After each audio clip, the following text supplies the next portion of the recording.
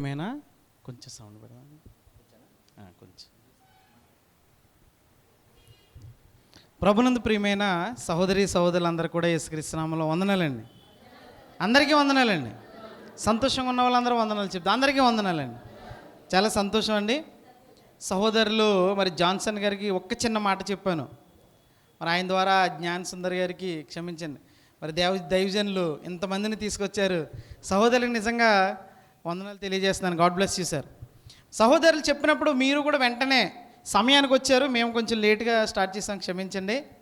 దయచేసి మీరందరూ కూడా చిన్నవాడిని అయినప్పటికీ, మీ అంత అనుభవ జ్ఞానం లేనిపోయినప్పటికీ మరి దేవుడు ఇక్కడ నిలబెట్టాడు కాబట్టి ఈరోజు అందరూ వాక్య పరిశీలన చేద్దామండి.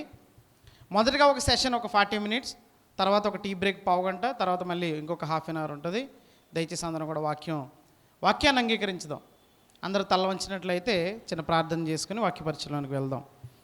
మహాగణుడా, మహోన్నతుడా, పరలోకమందున మా తండ్రి, ఆశ్చర్యకరుడా, ఆలోచనకర్త, ఈ దినాన మమ్మల్ని అందరినీ కష్ట నష్టాల బాధల నుంచి, శ్రమలు శోధల నుంచి, మరణాపాయాల నుంచి తప్పించి సజీవ లెక్కలో ఉంచినందుకు కృతజ్ఞతాస్తుతులు చెల్లిస్తున్నాం తండ్రి. సజీవులమైనటువంటి మేము జీవం కలిగిన మీ యొక్క మాటల్ని ధ్యానించడానికి మీరు ఇచ్చినటువంటి అవకాశాన్ని బట్టి కృతజ్ఞతాస్తుతులు చెల్లిస్తున్నాం తండ్రి. నన్ను నేను తగ్గించుకుని మిమ్మల్ని హెచ్చించలాగున సహాయం దయచేయని. విత్తబడబోయే వాక్యం మా అందరి హృదయాల్లో నూరంతలుగా ఫలింపజేయమని అడుగుచు సకల మహిమ ఘనత మీకే చెల్లిస్తూ మీ ప్రియకుమారుడైన యేసుక్రీస్తు ప్రభువు వారి పరిశుద్ధ నామంలో బ్రతిమిలాడి వేడుకొని ప్రార్థన చేయుచున్నాం తండ్రి, ఆమేన్. మరొకసారి అందరికీ వందనాలండి. చాలా సంతోషం. ఈరోజు బైబిల్ క్లాస్కి ఎవరు వచ్చారు? ఎలాంటి వారు వచ్చారు? ఎవరు వచ్చారంటే నేను వచ్చాను, వీళ్ళు వచ్చారు, మేము వచ్చాము కాదు. ఎలాంటి వాళ్ళు వస్తారండి? దేవుని వాక్యం వినండి సార్. ఎలాంటి వాళ్ళు వస్తారు? నేర్చుకునే వాళ్ళు వస్తారు, ఆసక్తి కలిగిన వాళ్ళు వస్తారు. వెరీ గుడ్, సంతోషం. ఎవరు అని అంటే చాలామంది ఈ మాట అంటున్నాను, సరదాగా అంటున్నాను, దయచేసి బాధపడొద్దు. దేవుని వాక్యానికి వినడానికి వచ్చే వాళ్ళు ఎవరో తెలుసా? పని పాటలు లేని వాళ్ళు, అంతేనా? ఎందుకంటే చాలామందిని అమ్మ ఆరాధన గారు ఏంటంటే ఏమంటారు, మాకు చాలా పని ఉంది బ్రదర్, వాక్యం వినడానికి మాకు చాలా పని ఉంది బ్రదర్ అంటే వచ్చేవాడు ఎవరో వాళ్ళ దృష్టిలో పని పాటలు లేనివాడు. కానీ దేవుని దృష్టిలో విలువైనటువంటి తన పిల్లలండి. ఒకసారి దావీదు గారు అంత బిజీగా ఉండేవాడు. ఒక మహారాజు కంటే మనం బిజీగా ఉంటామండి, ఒక సీఎం కంటే మనం బిజీగా ఉంటామండి. ఒక మహారాజు రాజు చెప్తున్నటువంటి మాట ఒకసారి బలపరిచినటువంటి మాట చూద్దాం. 82వ కీర్తన 4వ వచనం చూద్దాం. 82వ కీర్తన 4వ వచనం. 82వ కీర్తన 4వ వచనం. దయచేసి ఎవరైనా సహాయం చేయండి. ఏంటమ్మా?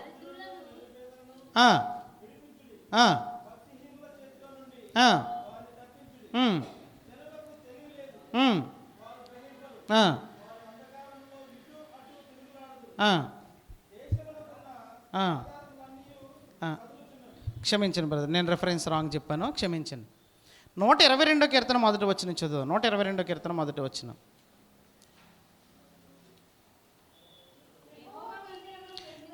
యెహోవా మందిరమునకు వెళ్ళుదమని జనులు నాతో అనినప్పుడు, ఎవరి మాట చెప్తున్నారండి? ఒక మహారాజు సింహాసనం మీద కూర్చుండి, ఉన్నతమైన స్థానంలో కూర్చుండి, ప్రజలు ఎవరైనా వచ్చి మహారాజు గారు, దావీదు గారు ప్రార్థనకి వెళ్దామండి, మందిరానికి వెళ్దామండి అన్నప్పుడు ఏమన్నాడట? నేను సంతోషిస్తున్నాను. అవునా, వెళ్దాం పదా. మనం అనుకోండి, సారీ బ్రదర్ ఈరోజు నాకు పని ఉంది, సారీ బ్రదర్ నాకు ఈరోజు వేరే పని ఉంది, నేను రాలేను. ఒక మహారాజు అయ్యండి, బిజీ షెడ్యూల్ అయ్యండి, ప్రజల్ని వాళ్ళందరినీ పరిపాలిస్తున్నటువంటి రాజు ఏమన్నాడు? జనులు ఎప్పుడు సంతోషిస్తారో మనం ఎప్పుడు సంతోషిస్తాం చెప్పండి?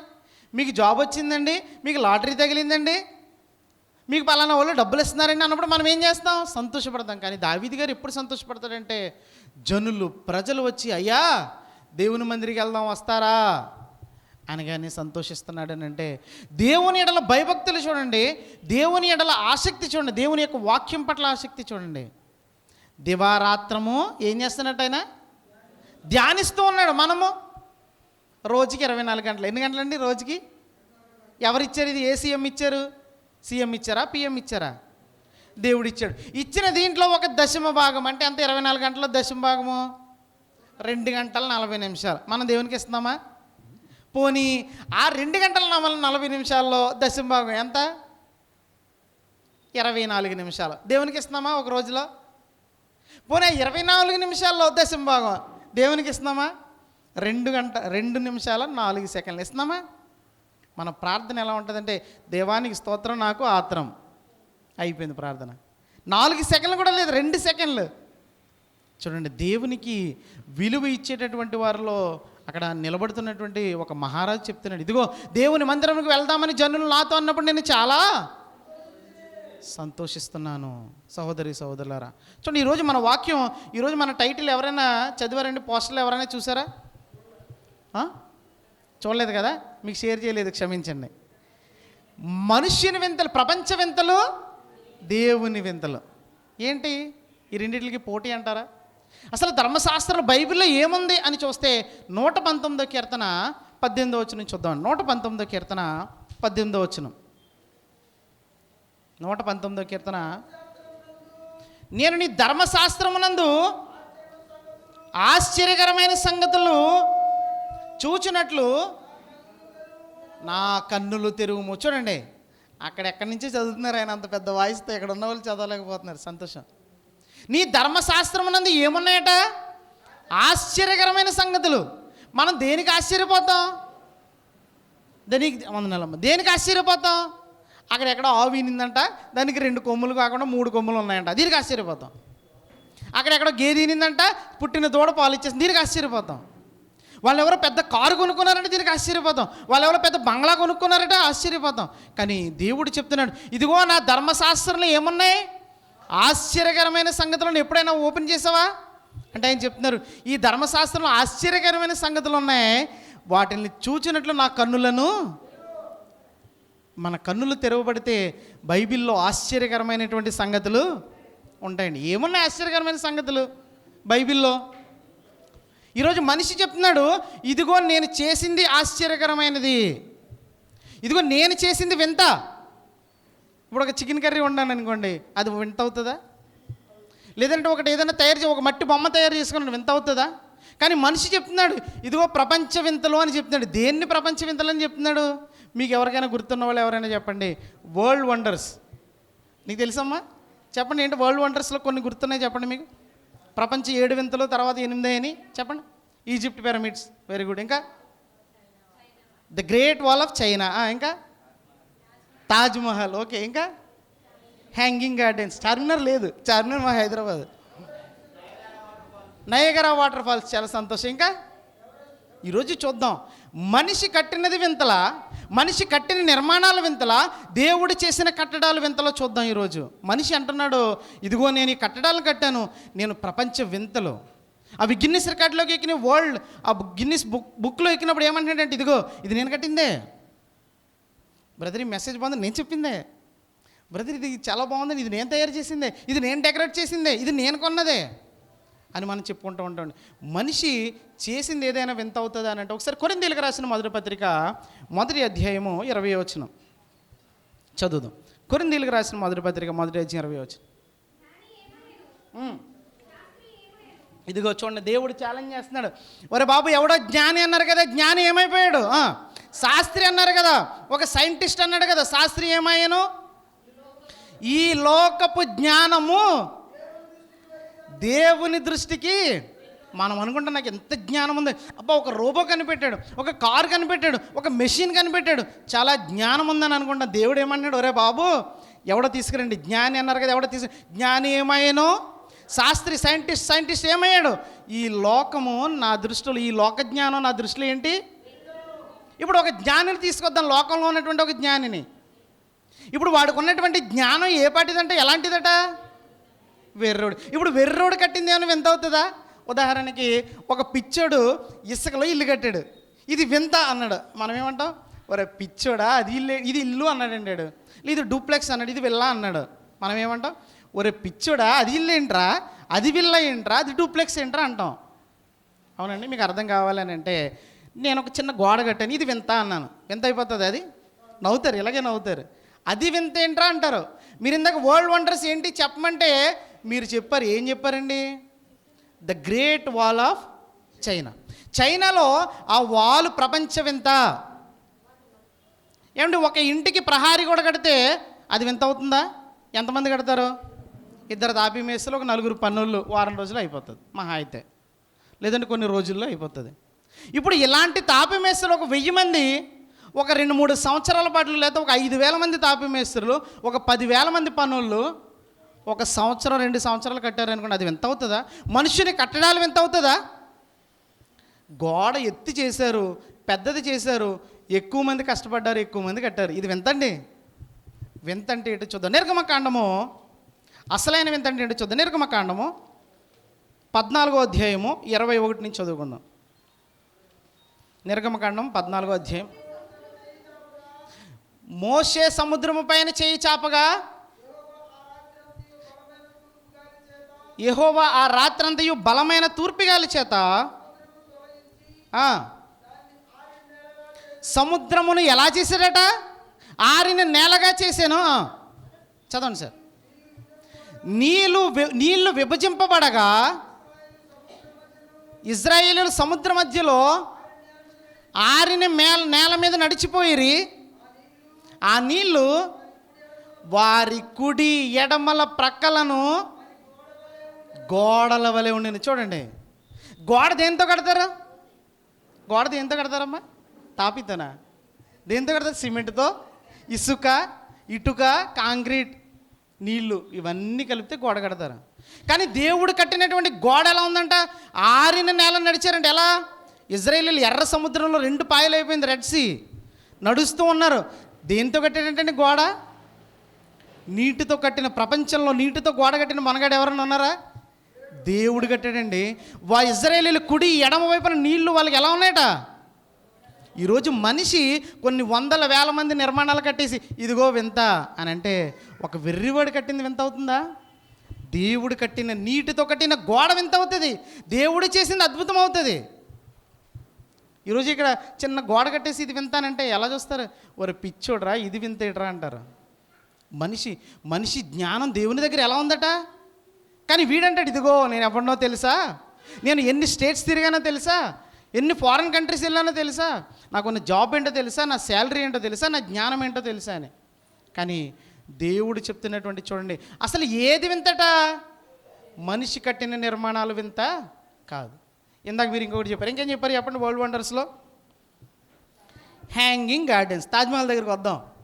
యవనస్తులందరూ తాజ్మహల్ మీద ఉంటుంది ఫోకస్. ఎందుకు? యంగ్స్టర్స్కి ఎందుకు? గిఫ్ట్ ఇస్తారు, ప్రేమ. మొదటి భార్యను వదిలేసి, రెండో భార్యను వదిలేసి, ఆ భార్యను వదిలేసి ఎవరో ఇంకొక ఆవిడ కోసం కట్టిస్తుంది ప్రేమ. అది కాదు ప్రేమ. చూద్దాం, దాని దగ్గరికి వద్దాం. ఇంకొకటి మీకు చెప్పాలనుకున్నా, హ్యాంగింగ్ గార్డెన్స్. విన్నారండి? ఏంటి హ్యాంగింగ్ గార్డెన్స్? వేలాడే. మీరు నిజంగా చూడండి, యూట్యూబ్లో చూడండి, గూగుల్లో చూడండి, అవి వేలాడో. ఏమండి, ఇంట్లో మనం పాదులు వేసుకుంటాం, దానికి ఒక వైరో ఏదో పెడతాం, పైనుంచి ఏమవుతుంది? పాదు. అక్కడ చెట్లు రివర్స్లో పెరగవు, కానీ ఎత్తైన చెట్లు, పాదులు ఏమవుతుంటే వేలాడుతుంటాయి. దీన్నే ఏమన్నాడు మనిషి? Hanging gardens. ఇప్పుడు ఫ్యాన్ని గాలిలో వేలాడదీయగలమా మనం? తీయలేం. సపోర్ట్ లేకుండా వేలాడదీయలేం. వాళ్ళు కట్టినటువంటి హ్యాంగింగ్ గార్డెన్స్, వేలాడుతున్నటువంటి ఆ తోటని ఏం చేశారనంటే, గోడలు కట్టి, గోడల దగ్గర మట్టి వేసి, కుండీలు వేసి, అందులో నుంచి బయటికి మొక్కలు, పొడవుగా పెరిగిన మొక్కలు వేలాడుతున్నాయి. అది పెద్ద వింతండి. మరి దేన్ని వేలాడదీస్తే గొప్ప? ఇప్పుడు కెమెరాతో రికార్డ్ చేస్తున్నాం, మేము ఏం పెట్టాం కింద సపోర్టు? ట్రైపాడ్ పెట్టాం. ట్రైపాడ్ లేకపోతే అది గాల్లో నిలబడుతుందా? కానీ దేవుడు ఒక దాన్ని వేలాడదీశాడండి. ఏంటో చదువు. యోబు గ్రంథము, కరెక్ట్, వెరీ గుడ్, 26వ అధ్యాయము 7వ వచనం. యోబు గ్రంథం 26వ అధ్యాయం 7వ వచనం.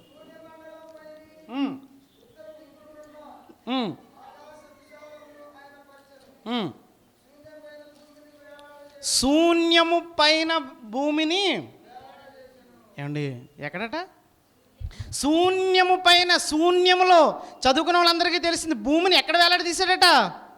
ఈరోజు మొక్కలను, చెట్లను, కుండీల్లో నుంచో, పాదుల నుంచో వేలాడదీస్తే మనిషి అంటున్నాడు ఇది వింత, అది వింత. శూన్యంలో భూమిని వేలాడదీయడం ఇది వింత. ఒక రాయిని వేలాడదీయండి మీరు, ఒక నిమ్మకాయ గింజని వేలాడదీయండి మీరు గాలిలో. అంత టాలెంట్ ఉన్న వాళ్ళు ఎవరన్నా ఉన్నారు ఇక్కడ? పోనీ ప్రపంచంలో ఫేమస్ ఒక సైంటిస్ట్ని తీసుకొద్దాం, వాడైనా ఒక చిన్న ఇసుక రేణువుని గాల్లో వేలాడదీయగలడా? మనిషి అంటున్నాడు ఇదిగో నేను కట్టిన నిర్మాణాలు వింతలు, ఇవి ప్రపంచ వండర్స్, వరల్డ్ వండర్స్ అంటున్నాడు. గిన్నిస్ బుక్లోకి ఎక్కాం మేము అని అంటున్నాడు. కానీ దేవుడు చెప్తున్నాడు, ఒరే బాబు వెర్రివాడా, నువ్వు ఏం వేలాడదీసావు? మొక్కలను వేలాడదీసావు, పాదులను వేలాడదీసావు. అది నేను పెట్టినటువంటి సృష్టి. ఇదిగో నేను దేన్ని వేలాడదీసాను తెలుసా? భూమిని వేలాడదీశాను, సూర్యుని వేలాడదీశాను, శూన్యంలో చంద్రుని వేలాడదీశాను, గ్రహాలను వేలాడదీశాను, ఉపగ్రహాలను వేలాడదీశాను. ఇప్పుడు చెప్పండి, మనుష్యుడు చేసిన నిర్మాణాలు వింతలా, దేవుడు చేసిన సృష్టి వింత చెప్పండి. దేవుడు చేసిన అసలైన వింతలోకి వద్దాం. ఇంకా మనం నేర్చుకుందాం. ఇంకా ఏం చెప్పారండి? ఇందాక ఏదో అన్నారు, ఏంటి? తాజ్మహల్ అట. ఎవరు చెప్పారు ఈ మాట? చెప్పిన వాళ్ళు నవ్వుకుంటున్నారు. తాజ్మహల్ వింత. ఎందుకు వింత? ఎందుకు వింత చెప్పండి? సమాధిని, వెరీ గుడ్, సమాధిని అంత అందంగా రూపొందించాడు. ఎవరి సమాధిని? సొంత భార్య, ఫస్ట్ భార్య ఏం కాదు. సో పోనీ భార్య కోసం ఏం చేశాడట?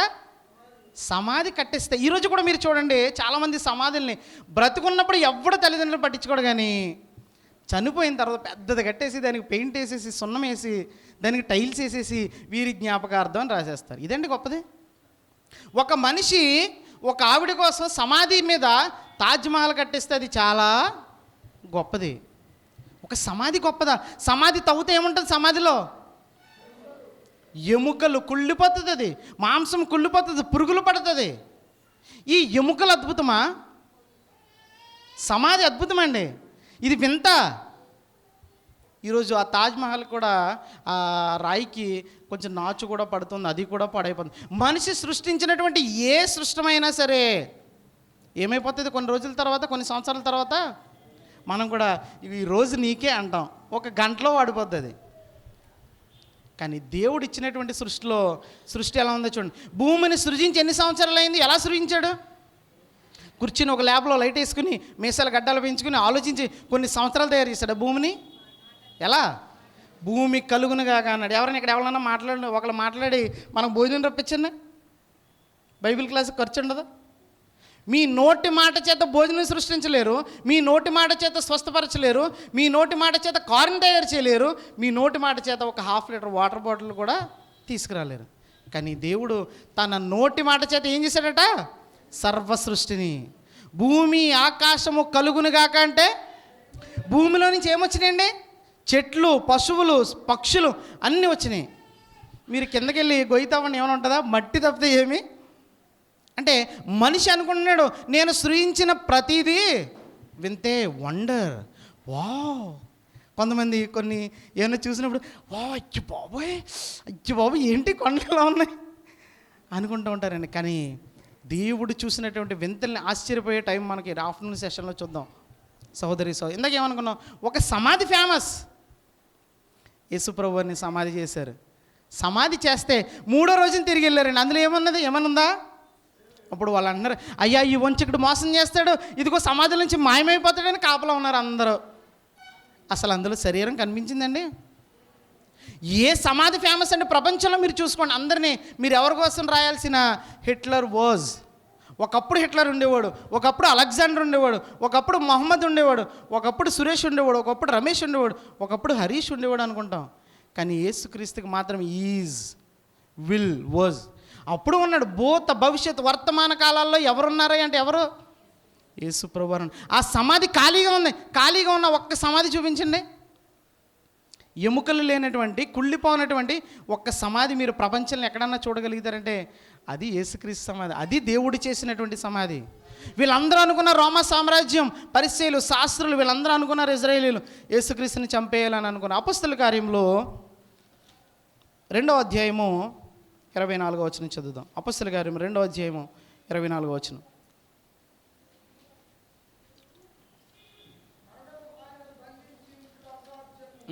వీళ్ళు ఏమనుకున్నారు? బంధించేస్తే జైల్లో పెడితే పని అయిపోద్ది అనుకున్నారు. లేదు ఈయన చంపేస్తే పని అయిపోద్ది అనుకున్నారు. మరణము ఆయనను బంధించుట. యేసుక్రీస్తుని మరణం బంధించగలిగిందా?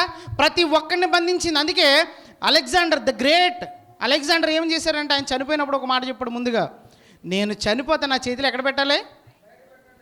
ఒరే బాబు నేను ఏదో గొప్ప అనుకుంటారేమో ప్రపంచం, నా చేతిలో ఏమీ లేదు, నేను ఏమీ తీసుకురాలేదు, ఏమీ తీసిపోవట్లేదు. అలెగ్జాండర్ని, నెబుకద్నెజర్ని, గొప్ప గొప్ప మహారాజులను అందరినీ మరణం ఏం చేసిందండి? సమాధి చేసింది. కానీ యేసుప్రభువారి దగ్గరికి వచ్చినప్పుడు రివర్స్ అయిపోయింది ఆ వచనం. ఏంటి? మరణము ఆయనను బంధించుట. ఎవరైనా ఆయన చంపగలిగారా అనుకున్నారు. చచ్చిపోయాడు వీడు, చచ్చాడా లేదా అని బల్లింతో పొడిచారు. ఇదిగో నేను మృతుడినైతేనే కానీ యుగ యుగములు సజీవుని. ఎలాగా చచ్చిపోయి లేచిన ఎవరన్నా ఉన్నారేటి? ఎవరన్నా ఉంటే మీరేమో ఈ వీడు దయ్యం పోతాం అంటారు, పారిపోతారు. కానీ జీవాన్ని ఇచ్చేటటువంటి యేసుప్రభు. ఈ సమాధి వింత, తాజ్మహల్ వింత కాదు. అది కొన్ని సంవత్సరాల తర్వాత కూలిపోతుంది. గిఫ్ట్లు ఇచ్చుకోవడానికి కూడా పనికిరాదు. ఇప్పుడు ఎవరు తాజ్మహల్ గిఫ్ట్లు ఇవ్వట్లేదు అనుకుంటా. అమ్మ ఇందాక చెప్పిన వాళ్ళు ఇస్తున్నారా? ఎవరు? ఎందుకంటే మనిషి కట్టినటువంటి కట్టడాలకి ప్రతిదానికి ఒక ఎక్స్పైరీ డేట్ వస్తుంది. దేవుడు నిర్మించినటువంటి నిర్మాణాలకి అది ఏ నిర్మాణమో మనం ఇంకా చూద్దాం. ఇంకా చెప్పండి, వరల్డ్ వండర్స్ ఇంకేమన్నా చూడండి, చెప్పాలి గుర్తించుకుని. భూమి ఆకర్షణ శక్తి విన్నారా? Gravitational force. న్యూటన్స్ ఫస్ట్ లా, సెకండ్ లా, థర్డ్ లా ఏం చెప్తున్నాయి? భూమికి ఏముందట? స్త్రీకి కూడా ఉంటుంది. ఏ స్త్రీ? పురుషునికి కూడా ఉంటుంది. అందుకే చెప్తున్నారు పౌలు గారు, ఏంటి స్త్రీని ముట్టకుండుట మీకు ఎందుకు? సింపుల్ అండి. ఎలా అట్రాక్ట్ చేస్తుంది సాతాన్ అని అంటే, అవ్వగారి దగ్గరికి వచ్చింది. ఫస్ట్ ఆదాం గారు పడలేదు, అవ్వగారి దగ్గరికి వచ్చింది. ఏమన్నది? ఇది నిజమా అనగానే ఆలోచనలో పడిపోయింది.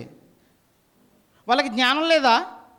ఆదాముకి జ్ఞానం లేదా? హవ్వకి జ్ఞానం లేదా? ఉదాహరణకి మీకు తెలిసిన కొన్ని జంతువుల పేర్లు చెప్పండి.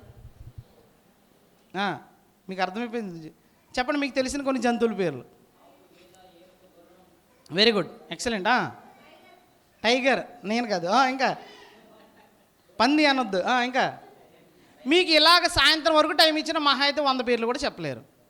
కానీ ఆదాము ఎన్ని జంతువులు పేరు పెట్టండి. భూమి మీద ఉన్న ప్రతి జంతువుకి ఒక పక్షి పేరు చెప్పండి. పావురం, చిలక. కొంతమంది మెసేజ్లు చిలక సౌండ్ వస్తుందా? ఇంకా కింగ్ ఫిషర్. అబ్బా, కింగ్ ఫిషర్. ఇంకా కోకిల, రామచిలక. మీకు ఇలాగ 2-3 సంవత్సరాలు టైం ఇచ్చినా 100 పేర్ల కంటే ఎక్కువ చెప్పలేరు. బ్రతికి ఉన్నటువంటి పక్షులకి, జంతువులకి పేరు పెట్టినటువంటి వాడు ఎవరు? ఆదాము. ఆయన భార్య హవ్వ. వాళ్ళకి జ్ఞానం లేదంటారా? ఇన్ని పేర్లు, మనం కొన్ని పేర్లు మాత్రమే చెప్పాం. కొన్ని వేల లక్షల పేర్లు ఈరోజు అనుకుంటాం. సైంటిస్టులు కనిపెట్టారు, దీని పేరు మక్కావట, దీని పేరు పీకాకట, దీని పేరు అదట ఇదట అని అనుకుంటాం. ఫస్ట్ పేరు పెట్టింది ఎవరనంటే ఆదాము. ఈవెన్ డైనోసార్స్ కూడా బైబిల్ గ్రంథంలో ఉంది, యోబు గ్రంథం 41. ఇప్పుడు తీయొద్దులే. కానీ అంటే ఆదాము గారు పెట్టినటువంటి పేర్లు అంత జ్ఞానం ఇచ్చాడు.